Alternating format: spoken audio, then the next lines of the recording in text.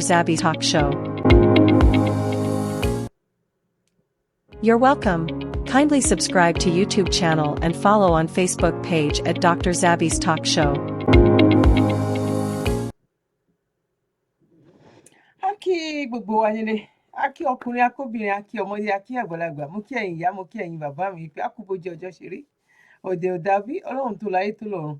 Akókó dúró tì wá, kò ní padà lẹ́yìn wa. Àdúrà wa gbà, àní ṣe lásán ní agbára lọ́wọ́ Ọlọ́run. Èmi ọmọ yín àbúrò yín Dr. Zabby Talk Show, ààyè ọpẹ́ yọ.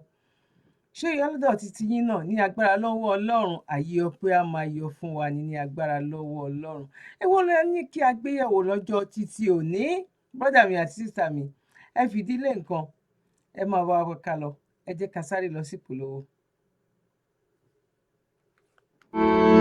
Àǹfààní ńlá rèé láti ilé-iṣẹ́ Serimas Homes and Apartments fún gbogbo ẹ̀yin arìnrìn-àjò nílẹ̀ yìí àti láti òkè òkun wá sí ilẹ̀ Nàìjíríà pẹ̀lú owó tí kò gani lára láti fún ara ní ìsinmi aláìlẹ́gbẹ́ fún gbogbo ẹ̀yin tí ẹ fẹ́ fún ara ní ìsinmi pẹ̀lú àwọn ohun amáyédẹrùn bíi ìyàrá ọlọ́yẹ́, íńtánẹ́ẹ̀tì, ilé ìdáná àti àyíká tó rẹwà. Bákan náà, àǹfààní yìí wà fún ẹ̀yin tó fẹ́ darí padà sí orílẹ̀-èdè Nàìjíríà. Ààyè tó dàbí ilé ẹni ni. Fún àlàyé ẹ kàn sí ilé-iṣẹ́ Serimas Homes and Apartments ní nọ́mbà 2F Akérèlé Extension, Sùúrùlérè, Lagos, Nigeria. Ẹ pè 08066710843 tàbí 08149737740 tàbí +44 789 795 8178.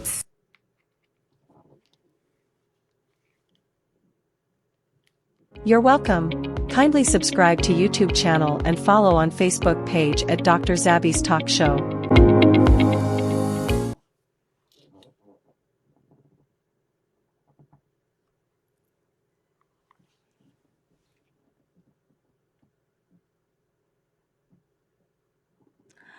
Ẹ káàbọ̀ sórí ètò lẹ́ẹ̀kan sí i. Mo kí wa pé a kò bójú ọjọ́ ṣe níbikíbi tí ẹ bá ti darapọ̀ mọ́ wa tí ẹ bá ti ń wò tó yìí.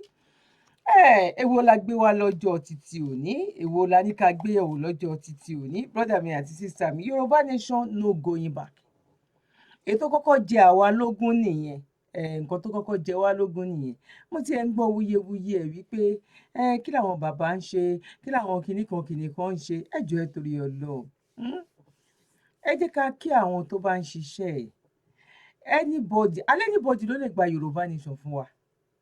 Ọmọdé ni, àgbàlagbà ni, ọkùnrin ni, obìnrin ni. Kò síbi kankan tí Chief Sunday Igboho àti bàbá Akintoye tán kúkú dúró sí pé àwọn sign fún wa wípé signature wa leléyìí o, èmi ni máa gbà fún yín. No, torí ẹ jẹ́ ká kí ẹni tó bá ṣe nǹkan tí mo dẹ̀ mọ̀ wípé kò fìgbà kankan sú wọn, tí mo dẹ̀ mọ̀ pé kò sú àwa náà. Ojú ló ń pọ́n ibojì, tàbí ojú ló ń pọ́n òrùn, ibojì ń bọ̀ ńbẹ̀, bórùn ṣì ń bọ̀ ńbẹ̀ ni. Yorùbá nation ó di dandan kó dúró, torí àwa máa ń gbàdúrà kan, èmi máa ń gbàdúrà kan pé à ń bẹ Ọlọ́run wípé iṣẹ́ ta fojú ọwọ́ ṣe k'Ọlọ́run má jẹ́ ká fẹ̀yìn ọwọ́ dànù. Tí o bá gbé òtítọ́ sọ́wọ́, wá ìta lè darapọ̀, torí pé a rí pé àwọn bàbá dúró lórí òtítọ́. Wọ́n gbé òtítọ́ sọ́wọ́, òun la ṣe dúró pẹ̀lú wọn. Ń dẹ̀ mọ̀ pé lágbára lọ́wọ́ Ọlọ́run, ohun gbogbo wa tó ti lọ, ìkólọ wa, Ọlọ́run máa dá padà fún wa ní ogúnlọ́gbọ̀n, jù bẹ́ẹ̀ lọ gan ní agbára ní ọwọ́ Ọlọ́run. Gbogbo àwa tá a ṣe wàhálà, gbogbo àwa tá a náwó, tá a ṣe ń ṣe wàhálà, tá a sùn lọ́sàn-án, tá a sùn lóru. Ariwo kọ́ ni music báwọn kan bọ́n ṣe ń sọ. Nǹkan tó yẹ ká mọ̀ nínú ọkàn wa ni wípé Yorùbá nation, a fẹ́ gba nation, ìṣọ́ tó tó á ju ojú tá a fi wò gan lọ. Torí pé kí ni ọ̀rọ̀ Nàìjíríà là ń sọ yìí, ọ̀rọ̀ wípé kódà gan ọjà méjì tó bá fẹ́ pín sí méjì wípé ìwọ ló lélẹ̀ mi, a mọ̀ nǹkan tó máa ṣẹlẹ̀. Torí ẹ̀ brọ́dà mi àti sísà mi, á kí bàbá wa Akintoye pé ó kú iṣẹ́ ribiribi. A jẹ́ kí Chief Sunday Igboho Òòṣà náà, ó bàbá Dami, k'Ọlọ́run kó bá wa lọ́ra ẹ̀mí wọn. K'Ọlọ́run má fi ikú tó yáwọ́ pa èèyàn kankan nínú wa. Mo dẹ̀ kí gbogbo sọ̀rọ̀sọ̀rọ̀ lọ́kùnrin lóbìnrin tán dúró lórí òtítọ́ pẹ̀lú ìbẹ̀rù Ọlọ́run. Mo kí wọn. Mo kí gbogbo àwọn tán náwó tán nára, àwọn àgbàlagbà tán tún wà nídìí ọ̀rọ̀ yìí táwọn ò gbé ojú jáde, tán mọ bó ṣe ń lọ. A kí yín o, ẹ mọ̀ra yín torí mo mọ̀ pé ẹ pọ̀ díẹ̀ lórí ètò mi. Mo kí obìnrin nínú yín, ẹ̀yin ìyá mi mo kí yín. Mo kí ẹ̀yin bàbá mi náà, mo kí gbogbo yín pátápátá tọwọ́tọwọ́ dẹ ni mo fi kí yín. Ẹ kú àdúrótì ìran yín, kò ní sú wa, kò ní rẹ̀ wá ní agbára ní ọwọ́ Ọlọ́run. Ẹ ṣé gan ni. Now, ibi tá wá ń lọ ò jìn. Ọ̀nà tá fẹ́ yà sí wa lè pọ̀, a fìyẹn wọlé ni. Kẹ́ lè mọ̀ wípé a sì dúró lórí nǹkan tá sọ, a sì dúró lórí ẹ̀, òun la ṣe fi ìyẹn wọlé. Nǹkan kan ni tó ń ṣẹlẹ̀ tí gbogbo wa ti gbọ́. Bọ̀ mo wá rí fídíò kan pé ká tiẹ̀ kọ́kọ́ gbọ́ nǹkan tó ń sọ nínú fídíò yẹn náà. Kémi tó wá sọ̀rọ̀ lé lórí. Ẹ jẹ́ kí ẹ má tí lọ, ẹ̀yin tí ẹ bá wọlé, or ẹ̀yin tí ẹ bá jẹ́ nígbà àkọ́kọ́, ẹ máa ń like ẹ̀ gan ni. Ẹ bá wa like fídíò yìí. Ẹ bá wa fi comment sílẹ̀, ẹ dẹ̀ bá wa share. Síbikíbi tẹ́ bá mọ̀ pé ẹ lè share sí fún àwọn tó tún máa jàǹfààní nínú ẹ̀. Ẹ ṣé gan ni. Now ẹ jẹ́ ká sáré lọ gbọ́ fídíò yìí. Kí gbogbo wa o, ẹ̀yin ọmọ Nàìjíríà láti ilé títí tó fi dókè òkun, Follow tí mi ẹ ẹ̀ bá ò ti jọ ń gbọ́ dáadáa. mi, tí ẹ̀ ń wò mí, ọmọ Nàìjíríà rere, ẹ̀yin ọmọ Odùduwà rere, ẹ bá wa jí bàbá Tinubu. Ẹ jí wọn ní ká gbé pílò kalẹ̀, ọ̀rọ̀ orun kọ́ ló kàn. Kán tún lè ṣe náà kán tó di pé wọn ó bọ́ síta wọn láwọn tó ta sí. Kí ló kàn wọ́n pẹ̀lú ọ̀rọ̀ Nàìjíríà ọmọ ìyá ọmọ bàbá ni wọ́n. Níjọ́ tí Nàìjíríà àti Niger bá láwọn ò ṣàṣepọ̀ mọ́, ogun ńláńlá ni. Nàìjíríà ní fún Niger níná nítòótọ́ wọ́n ń rà ní. Láti bí ọjọ́ 4 lónìí kò síná ní Niger. Bàbá Tinubu ẹ ń wọnú ilé bàbá ọmọ olódòdè, ẹ ń wo gbogbo Nàìjíríà tí wọ́n sọ́fà tẹ́bi ń pa wọ́n. Ẹ tọ́jú wọn. Ẹ wá tún nasẹ̀ wá bá wa nílùú òdì kejì. Tó ẹ mọ́ múra bí tẹ́ gbà wá sí o. Torí tẹ́ bá fi ṣe tán bá fi lé àwa àjèjì àwọn ọmọ Nàìjíríà tá wà ní Niger tán bá fi lé wa kúrò. Kẹ́ ẹ mọ́ tọ́jú bí tẹ́ bá kó wa sí o. Tọ́rọ́jọ́ 7 tẹ́ fún wọn. Tẹ́ ní kàn fi dá oyè. Ibo náà ti ń ṣerú ẹ̀. Kí ló kàn yín? Fálànà gbọ́ tí ẹ torí ara ẹni là á gbọ́. Bàbá ẹ̀ sì gbọ́ tilé náà kẹ́ tó mọ̀ gbọ́ títà. Ẹ mọ̀ kó títí yín bá wa ò jẹ́jẹ́ wa là wá jókòó ń bí báyìí. Ọmọ Yorùbá ni wá. Niger là ń gbé. Ibẹ̀ la mọ̀. Ibẹ̀ ni jíjẹ mímu wa ti ń jáde. Lọ́nà bòmíì àmọ́. Bá a bá wálé lónìí àlejò ni wá. Tá a bá wá sí Nàìjíríà lónìí. Tá a bá dé wọ́n mọ̀ pé àwọn àlejò dé ìlú títí wa ní bí báyìí. Niger is our country. Don't spoil our country for us. Don't let them send us out of country. We are Nigeria. Ẹ má lé wa kúrò níbi tá wà, ẹ má lé wa kúrò nídìí ẹrù wa. Bàbá ẹ dìde lójú oorun. Ẹ tají o bàbá. Oorun tẹ́ ń sùn kò lè help. And it's better kẹ́ kọ́kọ́ yanjú ilé náà kẹ́ tó wá bá wa níbí báyìí. Ogun títí yín náà fi mú wa ń bí o. Ẹ má jẹ́ kan fogun yín, ẹ má jẹ́ kan fi mú wa o. Àrí iná wo kì í kú. Iná wo kú ní Niger rí láti kẹrin sí. Àní náà nú òkú pirim láwà. Àní torchlight ilé àní láńtà. Ìbọn náà ti ń yọ̀yàn kúrò lórí oyè tán dá yẹn padà síbẹ̀. Ọ̀dọ̀ yín láti kọ́kọ́ gbọ́ o. Bàbá ẹ tají lójú oorun o, ẹ tají o torí nǹkan tí ó tọ́jú oorun yín tí ó ti ojú oorun yín bọ̀ kò ní rọ̀ o. Ẹ tají ẹ mọ̀ kó bá wa o.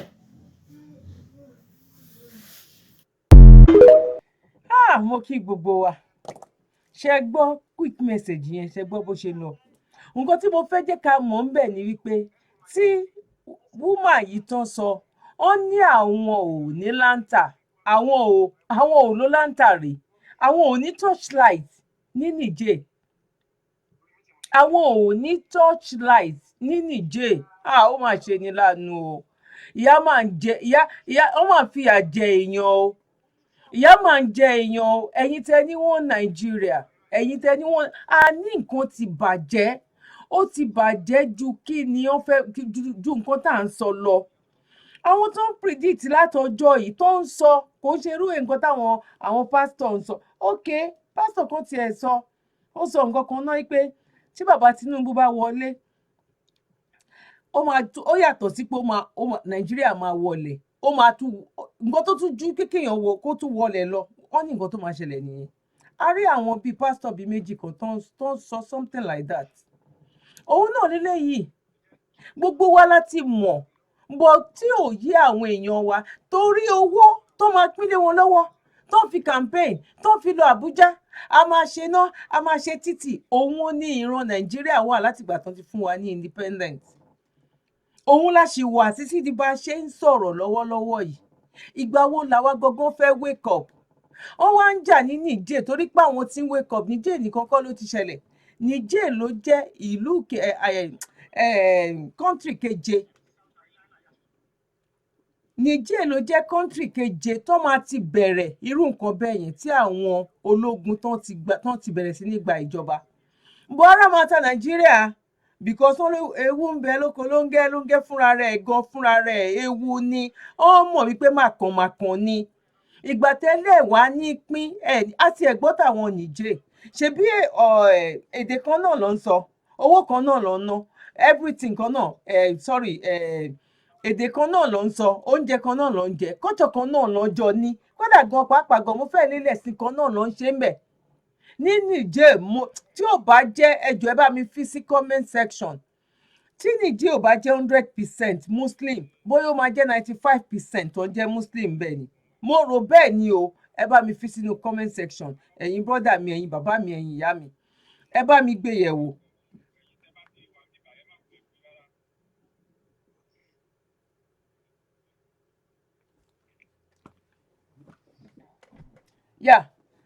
Ẹ má bínú mo wà ní meeting kan ni ó dẹ̀ ń di sọ́dà ìpọ̀rọ̀ yẹn mi ìdẹ̀fẹ́ kúrò meeting yẹn, ẹ má bínú ẹ jọ̀ọ́.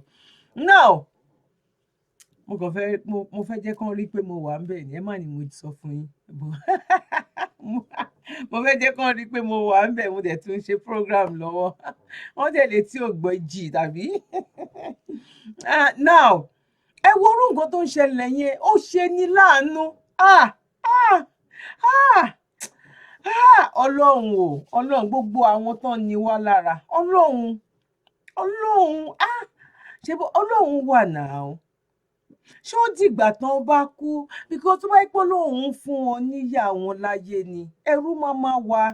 Ṣé ó dìgbà tán bá wá kú lọ́ máa ní wọ́n lọ sínú iná, wọ́n dájọ́ fún wọn, wọ́n lọ sínú omi, wọ́n lọ sísàlẹ̀ iná. Ó yẹ ẹjọ́ nǹkan tó fà gangan nìyẹn. Because nǹkan tó lóun fún wa tán jẹ́ ká lò ó. Tó bá jẹ́ pé ìgbà tán bọ́ sórí oyè ó ń fi ògùn búra, ó ń fi nǹkan kan tó lágbára kan, òyìnbó mọ gbogbo ẹ̀ náà. Ẹ wo nǹkan tó ń ṣẹlẹ̀ ní Niger. Kí ló kan bàbá wa Bọ́lá Ahmed Tinubu? Èmi ò tiẹ̀ wá mọ̀ pé àwọn Yorùbá pọ̀ ní Niger. Mi ò mọ̀ pé Yorùbá pọ̀. Ọ̀rọ̀ tó ṣẹlẹ̀ yìí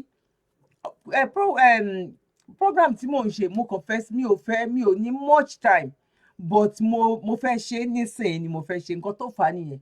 Mi ò bá play àwọn mẹ́sẹ̀gì mi fún yín tó jẹ́ àwọn èèyàn wa tó wà nínú Niger. Mi ò lè believe wípé Niger gan bóyá tó bá dá sí méjì gan àwọn ọmọ Yorùbá gan náà máa kó, Ọlọ́run ló mọ iye percentage tó máa kó ń bẹ̀. Iná àwa tó jẹ́ wípé ó yẹ kí àwọn èèyàn máa gba bóyá ṣáì benefit, gbogbo benefit pátápátá tí òyìnbó ń san, kò sí nǹkan tó já wọn dúró ní Nàìjíríà tó ń sọ fún ọmọ Nàìjíríà. Ṣé gbọ́ tuntun tó tún ṣẹlẹ̀? Tuntun tó ń ṣẹlẹ̀. Ṣé gbọ́ nǹkan tí Saudi nǹkan tó fẹ́ fà sí abẹ́ ilẹ̀? Àwọn tún ti fẹ́ lọ kọ́ ilé sí abẹ́ ilẹ̀. Bóyá èèyàn bóyá bíi 8 million something like that ló máa gbé bẹ̀. Ó máa ní gbogbo everything. Ó máa ní nǹkan tó máa gbé wọn lọ síbẹ̀. Ó máa ní tí wọ́n bá fẹ́ wá sókè, ó máa ní ìsàlẹ̀ ní o. Bóyá 2027 náà ló máa ready. Tó dẹ̀ jẹ́ wípé I'm pretty sure wípé owó tiwa wà nínú ẹ̀, owó tiwa tá à ń kó lọ. Owó titi wa tí à ń kó lọ síbẹ̀. Àwọn náà lépo náà. Ó lépo. Ó dẹ̀ tún ní short. Ọlọ́run má jẹ́ kó pẹ́. Àmọ́ bọ́lọ́run ṣe fẹ́ ṣe ti àwa Yorùbá. Bọ̀rọ̀ tó wà nílẹ̀ yìí náà, ó ń gbogbo ìgbègbè, wọ́n ní má go tó bá jẹ́ kán gbé sẹ́yìn kúnlé ẹ̀. gbogbo ẹ̀yin tẹ́ bá lè ṣe short video lórí ọ̀rọ̀ yìí, short videos tá lè máa jù síta, ó máa ń kan àwọn aráabí yìí lọ́wọ́ o. Tiwa ní kọ́kọ́ ló ń kàn wọ́n lọ́wọ́. Táwa bá tiẹ̀ mọ̀, àwa mọ̀ pé wọ́n ní àwọn aṣọ́bodè yàtọ̀ sí aṣọ́dè, aṣọ́ òde, okay. Àwọn tó ń ṣọ́ àwa, as in ká pè wọ́n láṣọ́dè. Àwọn yẹn a mọ̀ wípé àwọn yẹn wà, wọ́n sọ bí nǹkan ṣe ń lọ, báwo náà ṣe ń lọ, báwo lọ̀rọ̀ Yorùbá Nation, báwo la ṣe ń lọ. Ṣebí nísìnyí àṣàjẹ wa sọ nǹkan kan lórí afẹ́fẹ́ mọ́. Ajá sọ nǹkan kan lórí afẹ́fẹ́. Bàbá mọ̀ pé ó máa ṣe lágbára lọ́wọ́ Ọlọ́run. Wọ́n ní bí ikú ilé ò pa ni, tòde ò lè pa ni. Kí ni mo wá fẹ́ lò ń bẹ̀ ni wípé ṣé àwọn short video, ó má jẹ́ 2 minutes, ẹ jẹ́ ká máa jù síta. Ó máa dí ọwọ́ wọn. Because kíní yìí ó máa kàn wá, ìyá wa, bàbá wa, ẹ̀gbọ́n wa, àbúrò, gbogbo property, gbogbo business ẹlòmíì ní Nàìjíríà ló wà. Bọ́dà mi àti sísà mi. Àní ó ní Niger tó dẹ̀ sọ wípé àwọn náà bóyá àwọn ní 3rd or 2nd tó pọ̀ jù ní gbogbo àgbáyé. Kán wá ní oh my God.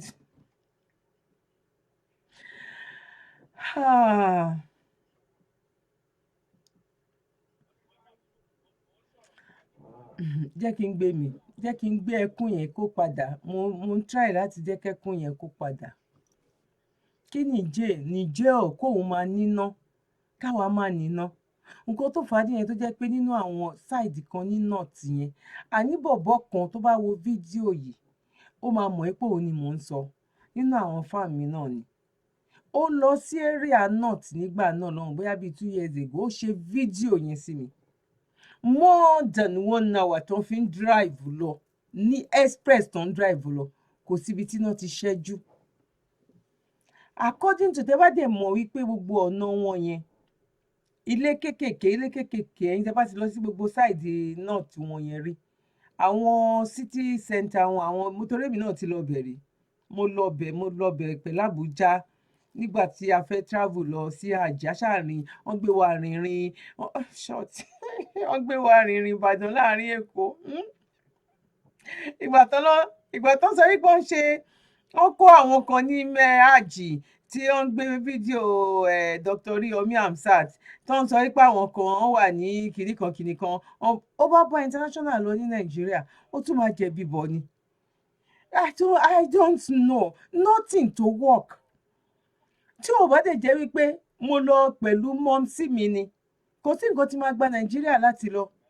Ìlú òyìnbó wà ń bẹ̀. Tó bá ẹ má jẹ́ ká tún yà sí yẹn. Oh my God. Ọlọ́run, èmi ò mọ̀ o.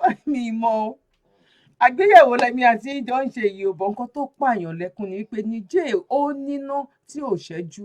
Ẹni tó wà ní Niger lóhùn àwọn ò ní láńtà nínú ilé.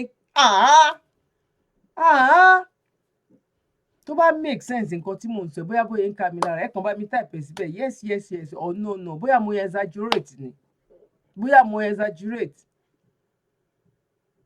ẹ̀yin tẹ́ sọ pé fẹ́ wọn Nàìjíríà, ṣe rí bílé ayé, ṣe rí bọ́n ṣe ń ṣe gbogbo ilé ayé yín, ṣe rí gbogbo everything.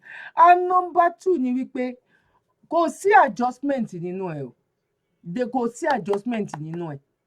Wọ́n ti ní ká lọ múra yẹn. Wọ́n ló máa dá, but ó lè jẹ́ 2 years. Ẹ̀dẹ̀ tí mọ̀ game ni nǹkan tó tún wà nílẹ̀ nsìn, because ọ̀hún tí ìmẹ́ni tó máa já sí lọ́wọ́ gan. Tó bá já sọ́wọ́ bàbá Bọ́lá Ahmed Tinubu, nǹkan máa le. Bó já sọ́wọ́ ẹlòmíì náà, ó máa le. Àyàfi kán pín wa ká pín, ó tán. But tí gbogbo everybody bá ń fòdì ọ̀wọ̀, nǹkan tó ń pa wájú ní Nàìjíríà nìyẹn. Kò kàn mí. Irú àwa tá à ń sọ̀rọ̀ yìí náà, àwọn tó máa bú wa, kí ló ń sọ, kí ló ń ṣe kinní kan. Tí wọ́n bá ní kò kàn ẹ́, tẹ́mi náà bá ní kò kàn ẹ́, báwo la ṣe fẹ́ gbára wa sílẹ̀? Àwọn tó bá tún dìde tó bá ń sọ pẹ̀lú ìwọ̀nba tí Ọlọ́run fún wọn ní wisdom or làákàyè or níwọ̀nba tó bá sọ, àwọn ẹlòmíì tún máa ní gut láti máa insult wọn. A dẹ̀ dúpẹ́ lọ́wọ́ àwọn tó jẹ́ wípé ó ń kí wa. A dúpẹ́ lọ́wọ́ yín torí irú àyín tẹ̀ ń kí wa yẹn, àwa mọ̀ wípé a jọ ń ṣe iṣẹ́ yẹn ni. Torí àwa nìkan ò lè dá ṣe. ìgbà tí ilé ti bàjẹ́ ẹ jẹ́ ká wá lọ sí main video gangan ẹ má lọ o ẹ bá mi like video ẹ dẹ̀ bá mi share ẹ̀yin tó bá jẹ́ nígbà àkọ́kọ́ tẹ máa kọ́kọ́ darapọ̀ mọ́ ìkànnì yìí èmi ọmọ yín àbúrò yín Dr. Zabby Talk Show ayé ọpẹ́ yọ mo dẹ̀ wọ́n pé lágbára lọ́wọ́ Ọlọ́run ọmọ ayé lọ́dọ̀ yìí náà níbi tí subscribe wọ ẹ bá wa subscribe so that anytime tó bá ń ṣe program a lè máa fún yín notification ẹ ṣe gan ni ẹ jẹ́ ká sáré lọ wo èyí tó jẹ́ dìmí ibi tán ti ya gbogbo ẹ̀ sílẹ̀ fún bàbá tán ya sọ̀tún tán ya sósì kó má jẹnu tèmi ló máa ti jáde ẹ jẹ́ ká jọ gbọ́ now mo lè kọ́ mi ilé ẹ̀kọ̀ọ̀kan now. Same sentiments expressed by senators from those 7 states bordering Niger Republic in the northern part of Nigeria, Sokoto, Kebbi, Katsina, Zamfara, those 7 states. And they are saying a declaration of war in Niger against Niger would put those 7 states at risk. Nigeria, of course, sharing over 1,000 square meters, 1,000 square kilometers, about 999 miles of border with Niger. But why do you think an attack on Niger, in line with ECOWAS resolution, will amount to an attack on northern Nigeria? The territories are distinct. Right. Right.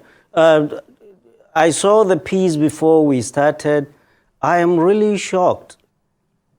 The primary responsibility of President Bola Ahmed Tinubu is to Nigeria and not to ECOWAS. He answers to us. He's not even addressed Nigerians and justify what he's going to do. He's gone to the Senate to ask for approval. That's no way to declare war. It's not easy declaring war. You're sending your men and women into harm's way to go and get killed and kill. I've said it clearly from the outset of that piece I wrote.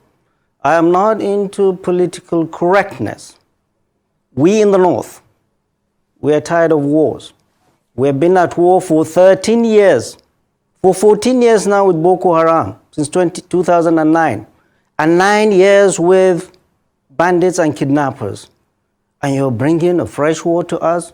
And we share with Niger Republic, long before the creation of these 2 entities, Niger and Nigeria, we have shared heritages in our culture, in our religion, in our languages. And we share a border over 1,000 kilometers from the northwesterly end in Kebbi to the northeasterly end in Borno. We have Zabarmas in Nigeria and Niger. We have Hausas. They are the predominant tribe in Niger, 53%. We have Fulanis. We have Kanuris. The whole of Difa region around the northeast of Nigeria, they are Kanuris. So we're going to war and killing them for what? Before any president goes to war, he comes and explains to his people, these are the reasons why I'm going to war. What are the strategic importance, economic, security, or political strategic importance of going to war? What are the self-interests of that country in going to war? The people who are going to war on their behalf, the Western world, France and the United States, they know what their interests are. Their strategic interest is not the people of Niger or Nigeria, but what is underneath the soil of Niger and Nigeria. Prof, well, is this really about ethnic identity? Go ahead. Is this about ethnic identity? The president approached the Senate as stated in Section 5 of the Constitution, because the president of Nigeria cannot go to war without the approval of the National Assembly at a joint session. Or he may not he may just seek the consent of the National Defense Council and send troops on limited combat duty. But he was talking specifically about resolutions of ECOWAS.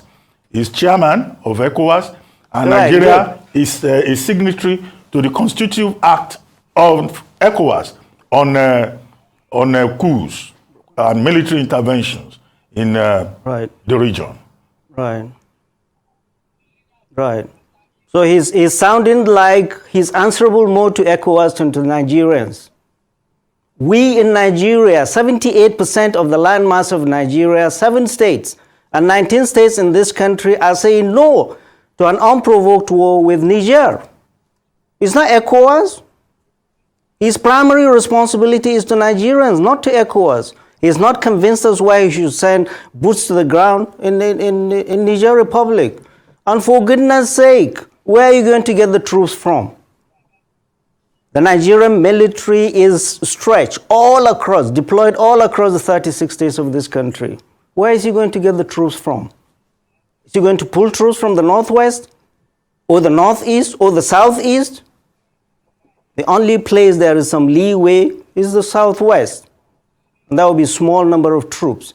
And he should be very, very careful. That is what I wrote there. He's going to do the bidding of the Western world. The fight in Niger is not our fight.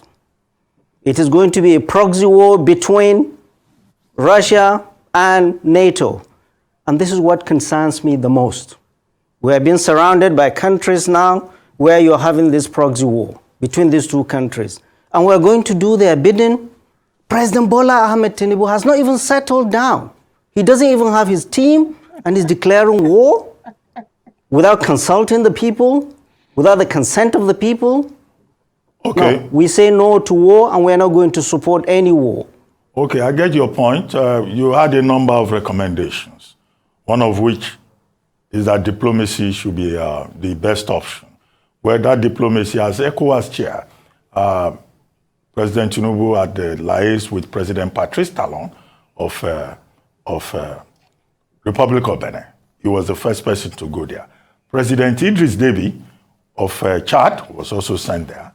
The chief of air staff of Nigeria and the former governor of Katsina State, Aminu Masari, and one other were also sent there. They didn't make progress.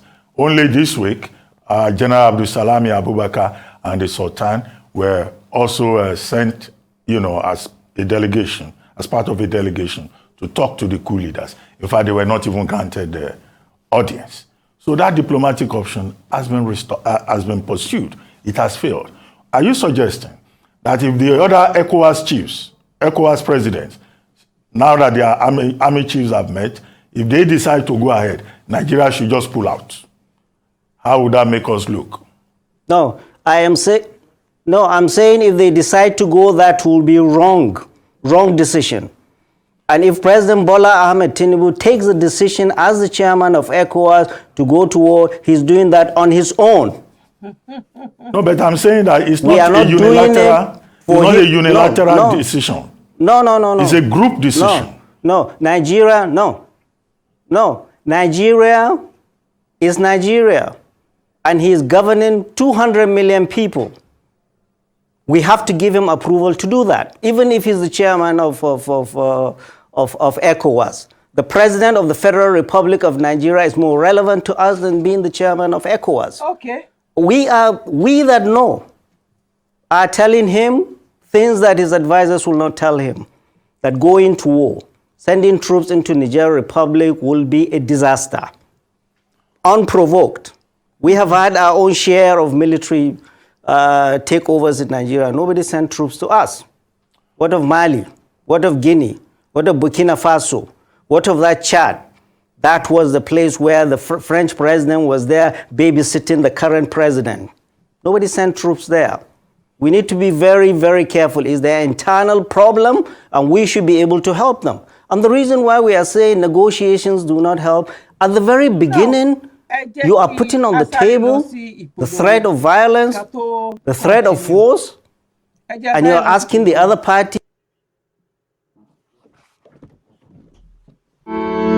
Àǹfààní ńlá rèé láti ilé-iṣẹ́ Serimas Homes and Apartments fún gbogbo ẹ̀yin arìnrìn-àjò nílẹ̀ yìí àti láti òkè òkun wá sí ilẹ̀ Nàìjíríà pẹ̀lú owó tí kò gani lára láti fún ara ní ìsinmi aláìlẹ́gbẹ́ fún gbogbo ẹ̀yin tí ẹ fẹ́ fún ara ní ìsinmi pẹ̀lú àwọn ohun amáyédẹrùn bí ìyàrá ọlọ́yẹ́, íńtánẹ́ẹ̀tì, ilé ìdáná àti àyíká tó rẹwà. Bákan náà, àǹfààní yìí wà fún ẹ̀yin tó fẹ́ darí padà sí orílẹ̀-èdè Nàìjíríà. Ààyè tó dàbí ilé ẹni ni. Fún àlàyé ẹ kàn sí ilé-iṣẹ́ Serimas Homes and Apartments ní No. 2F Akérèlé Extension, Sùúrùlérè Surulere, Lagos, Nigeria. Ẹ pè 08066710843 tàbí 08149737740 tàbí +44 789 795 8178.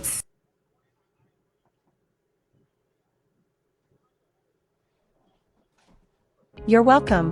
Kindly subscribe to YouTube channel and follow on Facebook page at Dr. Zabby's Talk Show.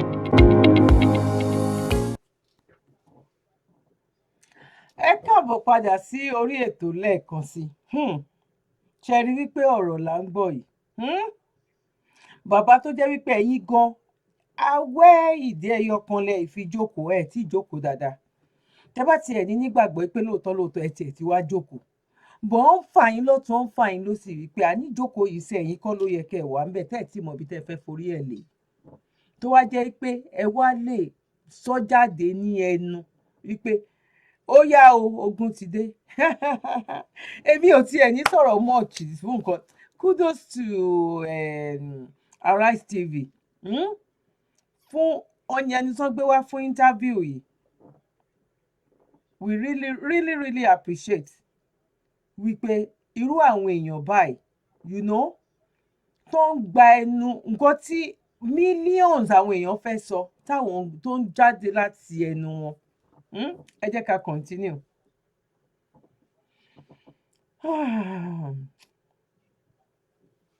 To listen to you, you have brought your last trump card at the very beginning. There's no way to do it. And it's showing the inexperience of President Bola Ahmed Tinubu on the international scene. He's not been properly advised. He does not have his team to advise him properly.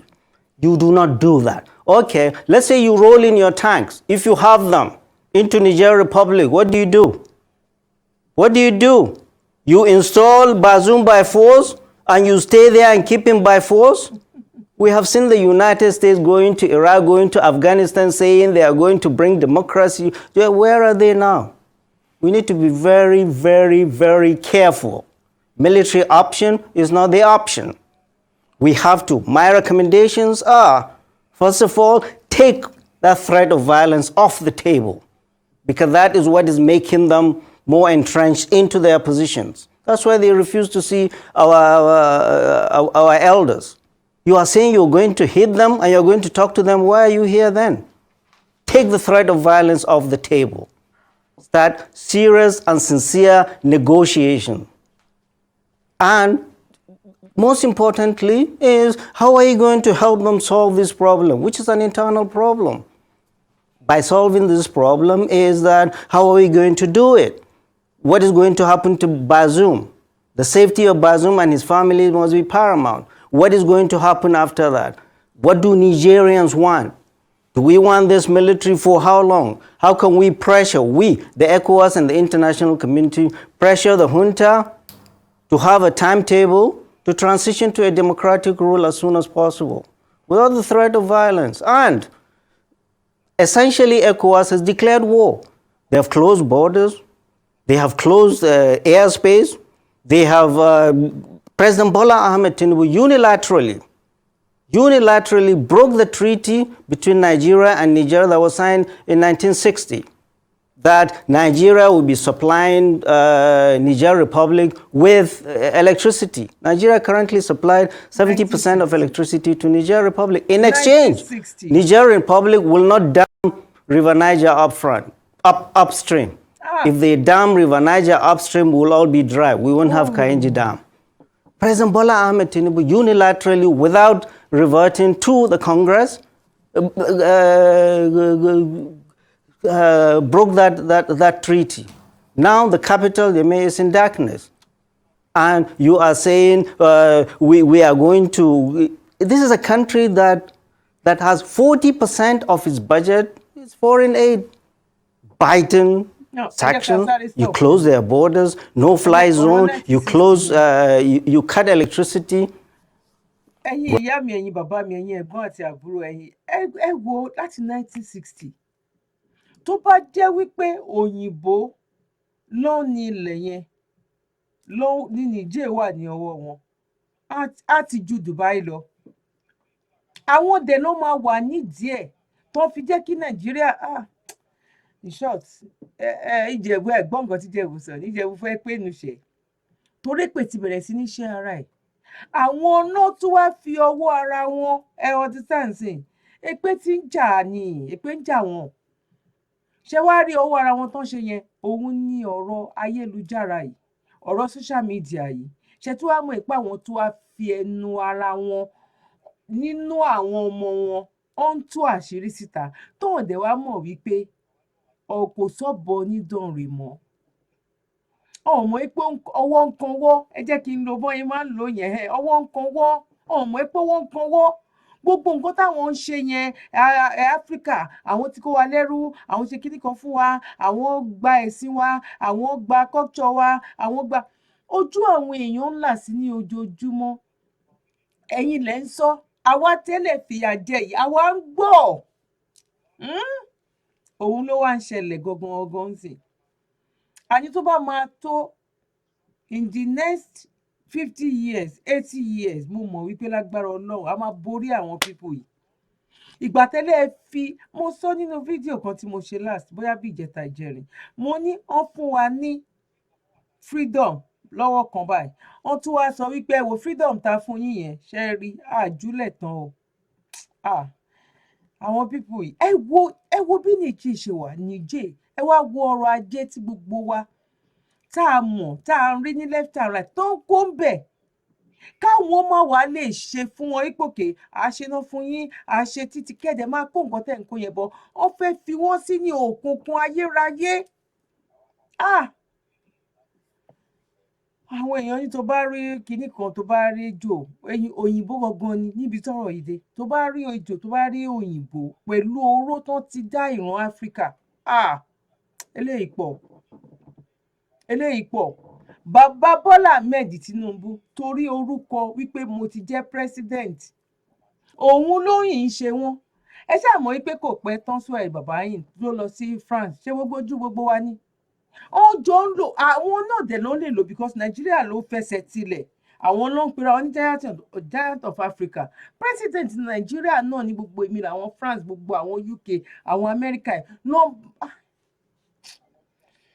ó ti di dandan sẹ bẹ́ẹ̀ pín wa Ọlọ́run á pín wa gbogbo nǹkan tó máa jẹ́ tó máa fi jẹ́ pé oníkàlùkù máa ṣe lọ́tọ̀ọ̀tọ̀ ni torí kò lè lójútùú èpè kọ́ ẹ jẹ́ ká continue ẹ jẹ́ ká máa gbọ́ lọ. What is at stake is more than just what we see. We don't understand. The president needs to be properly briefed. And he isn't. He doesn't look like he is. Prof, well, except that in war, all is fair as in love. So if we cut off their electricity, it may not hurt us significantly. We get 85% of electricity supply in Nigeria from thermal stations. Igbin, Geregu, Afam, Omotosho, all those stations are thermal stations. Kanji, Shiruru, and Jeba are the ones that depend on hydro.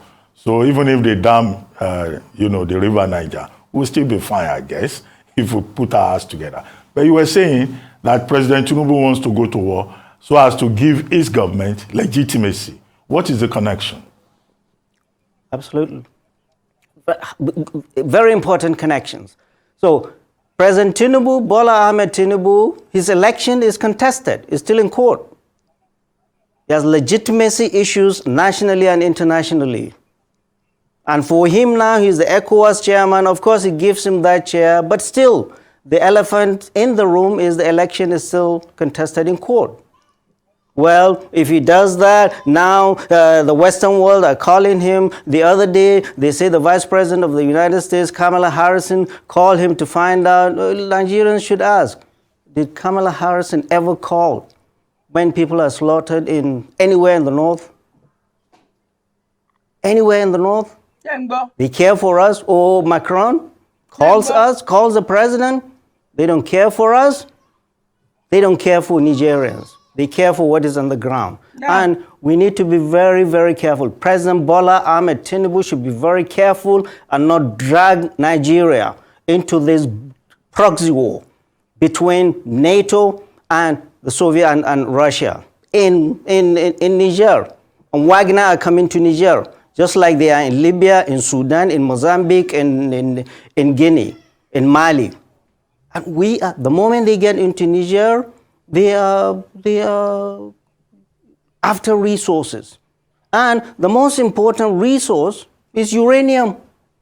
Niger has the 7th largest deposit of uranium that France has been exploiting since independence. And you see the penury, see the poverty in Niger. The second thing is we have this Trans-Saharan pipeline that is built to be piped from Warri through Niger up to Algeria, to stop in Algeria and then go into Morocco and Tunisia to Europe. This is a very, very important pipeline for Europe and the United States as an alternative, because Russia during this Ukraine war is blocking supply of gas to them. So this is very, very important. The United States is there not for God, country, or the love of Nigeria or Niger. They are there because of the resources. France, we know France has been there. France has never loved democracy. We need to be very careful. At a time, and I wrote it in that letter, in that piece, at a time when African Francophone countries like Burkina Faso, like Mali, they are severing their ties with France. Our president Bola Ahmed Tinubu is being dragged into being their ally. Prof. They can never be good allies. Prof, today is the deadline that ECOWAS has given, and you are saying forget about military intervention. Would this not amount to a loss of face, not just for Nigeria, but for all the other countries, considering the fact that our Chief of Defense Staff, General Musa, is even the chair of the ECOWAS chiefs, defense chiefs? How do we live with that? What will look like an embarrassment, or if you like, disgrace? Because the coup leaders in Niger, they've been snubbing Nigeria routinely. No, Ruben, we have never had issues with Niger. During the civil war, Niger was a very important ally when Cote d'Ivoire and Gabon were against us, when France was against us. Niger has always been a steadfast ally of Nigeria. We've never had issues with them. We've never fought them. We go in there, we will see the father and mother of banditry and Boko Haram like we've never seen. Forget faces. It's not our ego or the face of the president or anybody. It's about Nigeria and about the lives we are going to commit to battle. This is the most important. This is not well thought through. This is misguided and will not be accepted by people, especially we here in the north that live in close proximity to this war. These are our flesh and blood. They are our people. They've done nothing to us. They are our allies. You go to Zamfara, you go to Katsina, you go to Niger, you go to Borno State.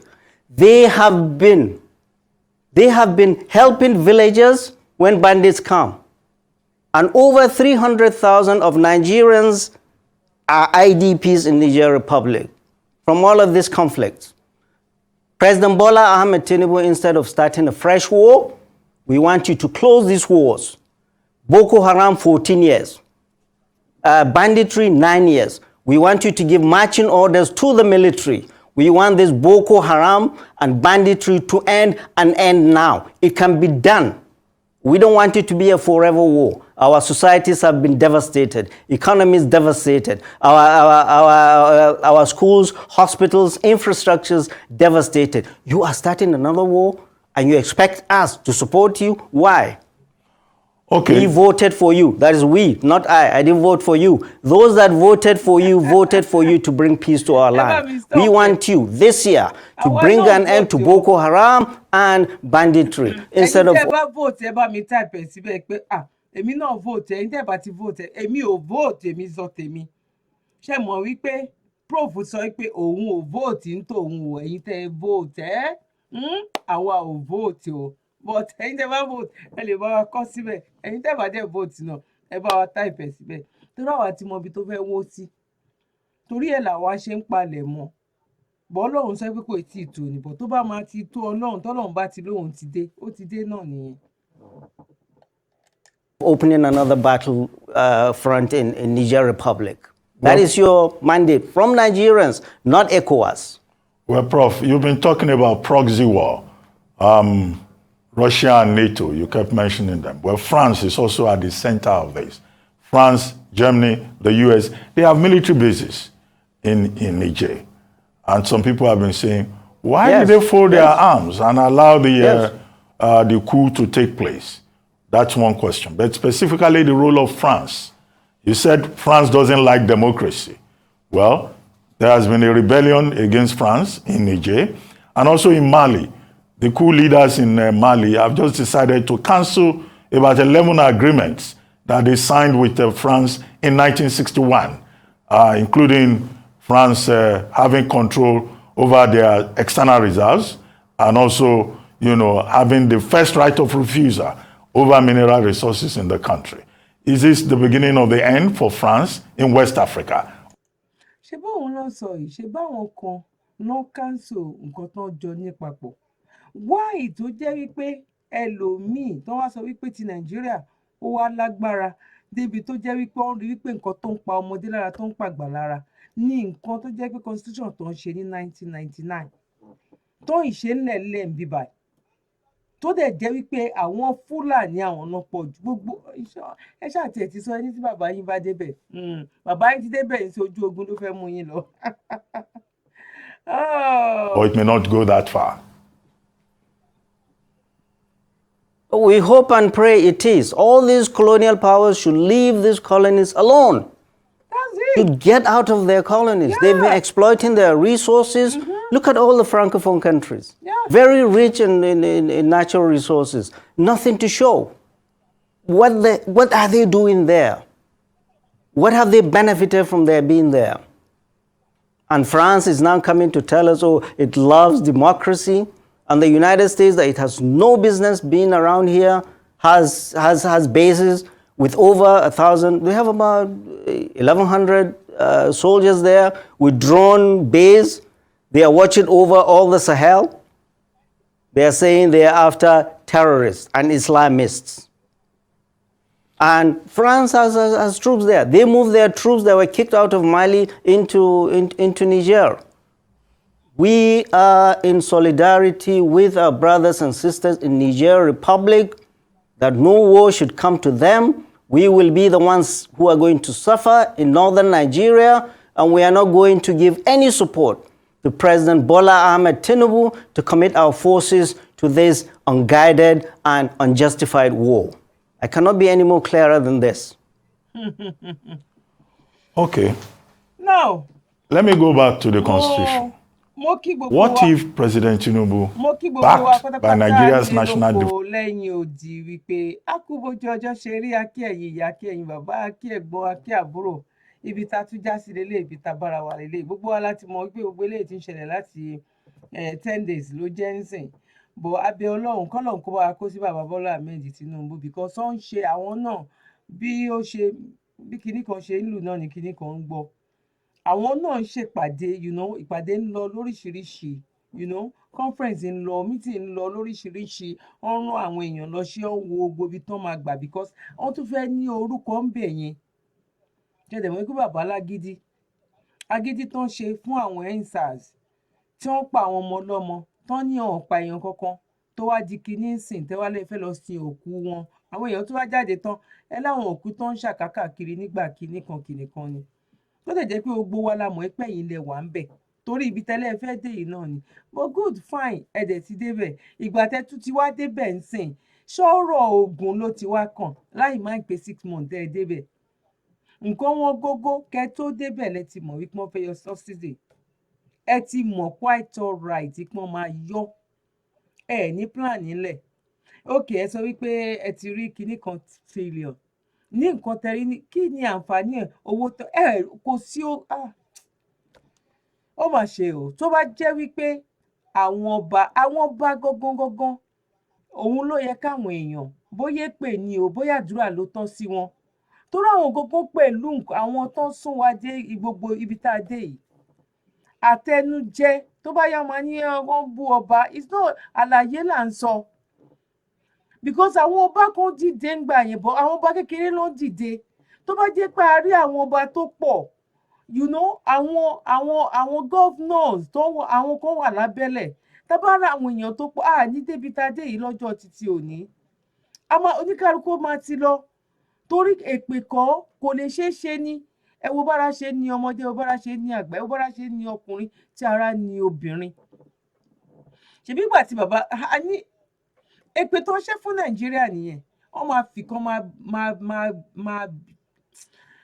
báwo ni máa ṣe lò wọ́n máa fi kan máa yìn kan ìjọba tó wà ń bẹ lánàá àìsàn ó bẹ́tà ìjọba eléyìí tó bá ọ̀hún wá ní sọ wípé eléyìí máa bẹ́tà o a máa dúpẹ́ lọ́dọ̀ Ọlọ́run ò bọ̀ wọ́n bá tún gbé mi ìdè lẹ́yìn bàbá Bọ́lá Ahmed Tinubu wọ́n tún máa ní pẹ̀lú bóyá horrible tó yìí wọ́n máa ní bàbá Bọ́lá Ahmed Tinubu ẹ̀rí pélé ayé ti parẹ́ nìyẹn ṣèbọn ní Niger ló wà ní third of àwọn tó ń pọ̀ jù ní gbogbo àgbáyé and I'm pretty sure pé very soon ṣe mọye tó ń ṣe owó ń sìn àsàtẹ̀ní ṣe mọye tó ń ṣe owó ṣe mọye tó ń ṣe owó ṣe mọye tó ń ra pure water ní Nàìjíríà ń sìn ṣe mọye tó ń ra bag of cement ń sìn ṣe mọye tó in short gbogbo ẹ̀yin tí ẹ mọ̀ bó tó jẹ́ pé ti ẹnu yín àtẹnujẹ yín ẹ̀yin tẹ́ ń da màálù ẹ̀yin tẹ́ ń sin màálù tẹ́ ń kó bọ́n lé wọn lọ́wọ́ ẹ̀yin tó jẹ́ pé gbogbo yín náà fi Ghana must go wá gbowó fún yín gbogbo ìṣẹ̀dá gbogbo àwọn tó ń pa tẹ́bi ń pa tíyà ń jẹ lọ́wọ́lọ́wọ́ ìṣẹ̀dá wọn máa bá yín jà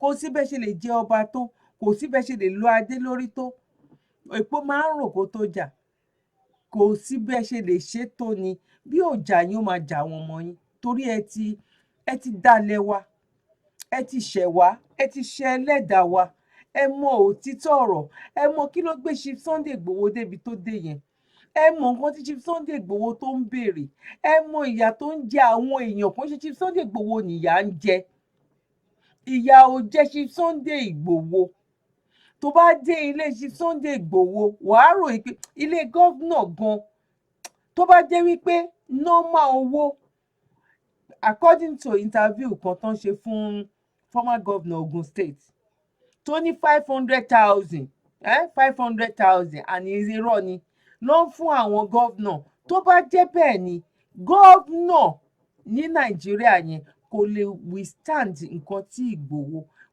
kò lè sùn sórí bẹ́ẹ̀dì tí Ìgbòho ń sùn tẹnu kọ́ ọmọ gọ́vnà nǹkan tí ọmọ Ìgbòho ń lò tó ń lò as a phone tó bá jẹ́ 500,000 yẹn ló ń gbà lóòótọ́ ọmọ ẹ̀ ò ní lè lò torí pé kí ni businessman Ìgbòho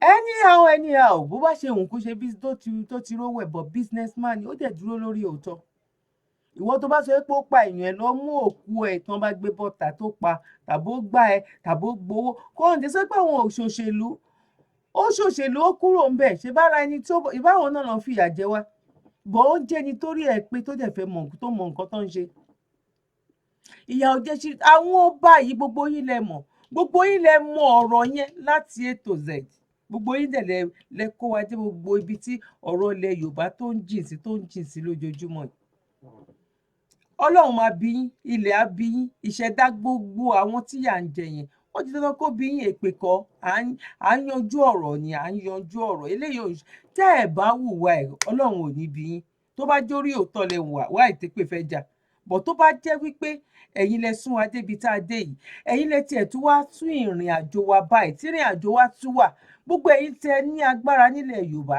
tí ó dẹ̀ wọ̀n sí yín lójú wípé ẹ lè fi agbára yẹn ẹ lè fi yọ wá nínú oko ẹrú bọ̀ torí pé Bọ́lá Ahmed Tinubu ó ń fi Ghana must go wá ń já sílẹ̀ fún yín ẹ̀yin fi ń ralé nílùú òyìnbó ẹ fi ń kó gbogbo àwọn ọmọ yín kúrò nílùú òyìnbó àyàfi tí ò bá tọ́lọ́run lókè nìkan náà ní ṣá tí ò bá sí Ọlọ́run lókè nìkan náà ni mo pín nǹkan tí mo kọ́ ìbẹ̀rẹ̀ program yẹn ó tiẹ̀ ti sú yàn gan gbogbo ẹ̀ máa bàjẹ́ wọn ní tó bá dọ̀run ni tó bá ti dọ̀run ni gbogbo wọn dẹ̀ ń ba gbogbo everything jẹ́ ẹ wò ẹ má jẹ́ kí n sọ̀rọ̀ jù torí ara ń kan mí inú ń bí mi stress wà lára mi everything ló tiẹ̀ ń ṣe mí ẹ jẹ́ kí n dúró báyìí Ọlọ́run á ṣe dáadáa fún wa Ọlọ́run ò ní fi kú tó yá pọ̀ wá ní agbára lọ́wọ́ Ọlọ́run Yorùbá nation no going back akí bàbá wa Chief Sunday Igboho akí bàbá wa Akíntóyè á jẹ́ kí gbogbo sọ̀rọ̀sọ̀rọ̀ tán dúró lórí òtítọ́ akí ẹ̀yin ìyá wa ẹ̀yin bàbá wa ẹ̀yin ẹ̀gbọ́n àti àbúrò tẹ́ máa ń bá wa like program wa tẹ́ máa ń bá wa share àtẹ̀yìn tó bá jẹ́ pé ẹ ṣẹ̀ ṣe alábàápàdé ètò wa ni a máa ń mú èyí tó bá ń lọ lọ́wọ́ a máa ń mú wá a máa jọ gbé ọ̀rọ̀ náà a máa jọ gbé yẹ̀wò àwa tá a dúró lórí ọ̀rọ̀ Yorùbá Nation ni o no going back. Ọlọ́run á ṣe dáadáa fún wa gbogbo ẹ̀yin tẹ́ tí ń bá wa dá sọ̀rọ̀ Charity wa kí yín ayìn òun ló ń rò lùkọjá yẹn nǹkan kan tiẹ̀ ṣẹlẹ̀ lórí ayélujára tí mo ní mo fẹ́ wá sọ̀rọ̀ lórí ẹ̀ tí mo rí àwọn nǹkan kan tó ṣẹlẹ̀ pẹ̀lú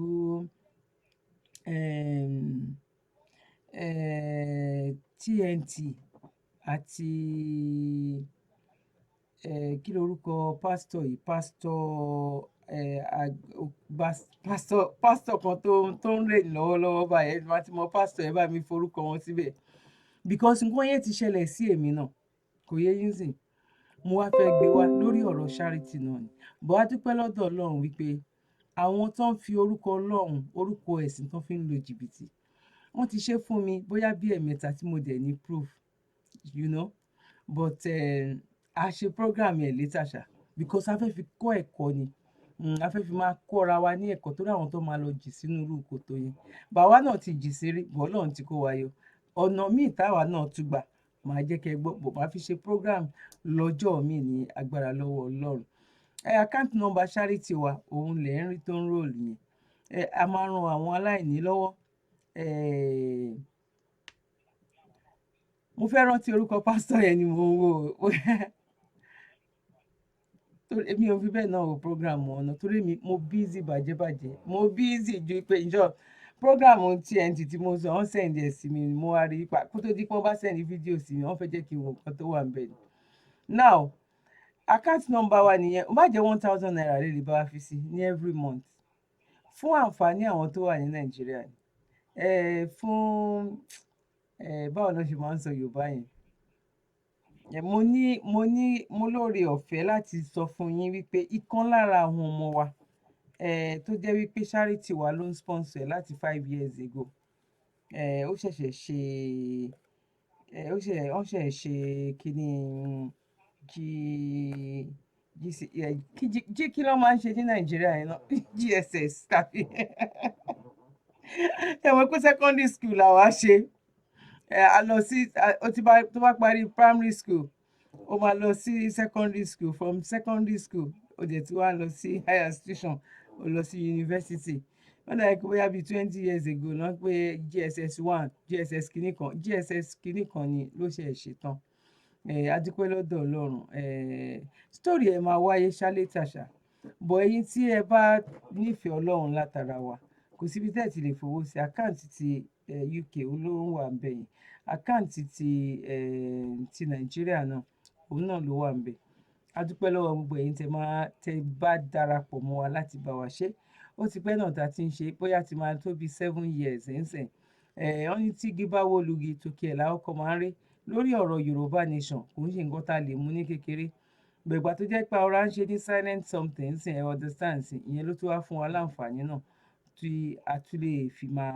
mẹ́nu bàbá yìí náà ní gbogbo bàbá yìí Ọlọ́run á ṣe dáadáa fún wa ẹrù wa ò ní di tọmọ ara yìí hàn ní báwa tọmọ wa ọwọ́ wa ní kànṣẹ̀lẹ̀ àpò àrọ́mọdọ́mọ wa dẹ̀ ní pípa bára ní ọwọ́ Ọlọ́run mo kí yín lẹ́ẹ̀kan sí wípé a kò bójú ọjọ́ ṣe rí èmi ọmọ yín àbúrò yín olólùfẹ́ yín Dr. Zabby Talk Show ayọ̀ ọpẹ́ yọ ayọ̀ lọ́dọ̀ gbogbo alágbára lọ́wọ́ Ọlọ́run God bless you one love bye for now.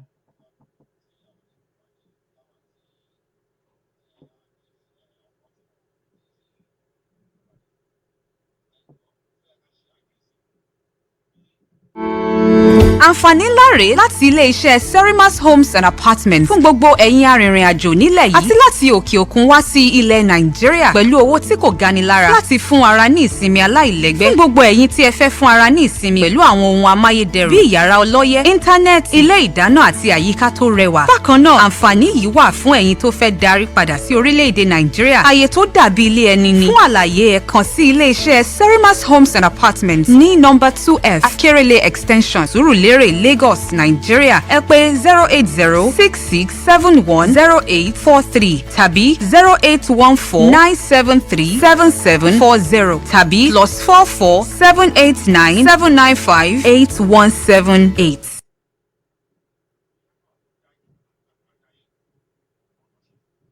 You're welcome. Kindly subscribe to YouTube channel and follow on Facebook page at Dr. Zabby's Talk Show.